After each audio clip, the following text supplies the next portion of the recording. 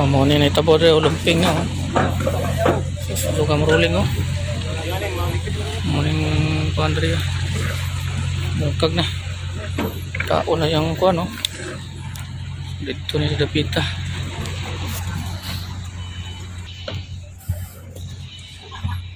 Bilid na siya. Lutaw na dre oh. Kita na kuan yung build skill.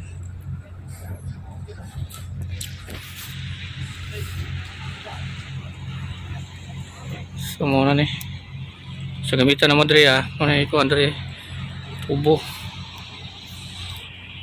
High tide po. Sa dili na makita diya mga isla diya. Na isla diya. High tide po ni. Low tide na ni siya. Muna ni.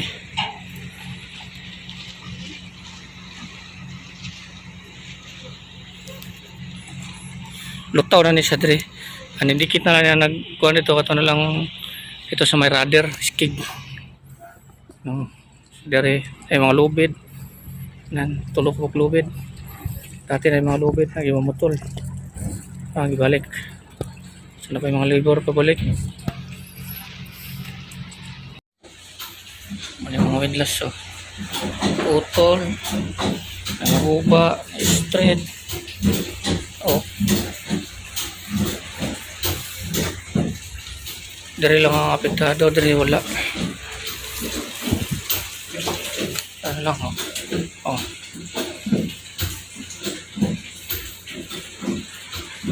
Yan nabaw. Ano na? So ang itaglubid ay malito. Netisado na. Ibig sabihin layo po pa. Ano? Tanggal siya. Tanggal. Ayan, ano eh, kanina pa cutting na lang. Cutting, ayan. Hindi wala ra. Wala ra dre. So mo na dre karon sitwasyon tagilid. Mas tius-us si abante pag siyang may dito.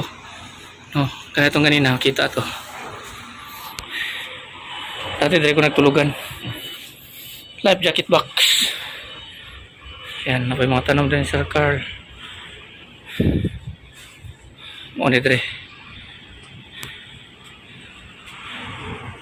Kapag inutumba ang lubi oh.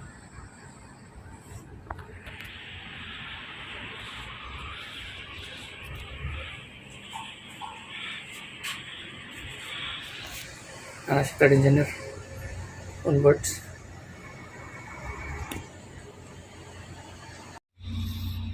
Karon low tide na. So may mga bato. Patong na gina sa mga bato. Ano yun? Naka-dry dock na siya.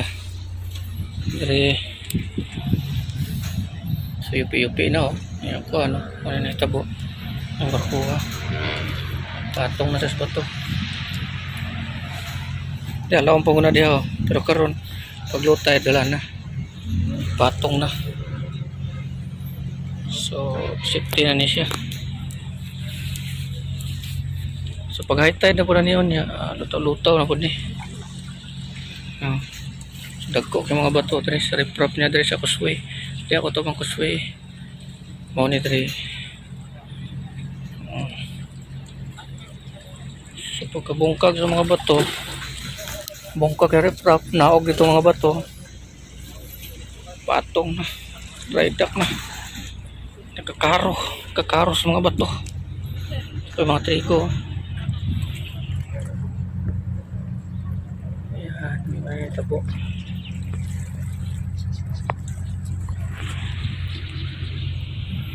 Madagko kayo mga bato. Rock formation. Ito na dito. So kanina yung mga solar light, street light.